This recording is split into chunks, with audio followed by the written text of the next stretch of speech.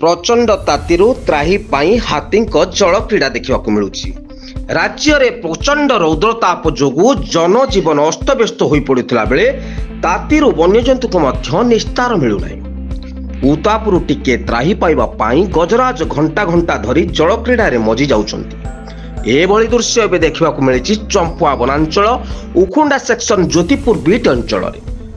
एपरिकी रूपाकुंड केमुंडिया काजू जंगल निकटस्थ एक पोखरी रे आज 27 टिकिया हाथीपल जल क्रीड़ा करुवा देखा मिली। छुआ हाथी मानक सह हाथीपल एका सहित जल क्रीड़ा करुथिबार मनोरम दृश्य को देखापी ग्रामवासी मध्य उत्सुकता देखा मिली। अनेक समय धरी हाथीपल पानी रे बुड़ी रही देखा जायछि। चंपुआ वनांचल रे 4टी ग्रुप रे 53टी हाथी रही सूचना रही।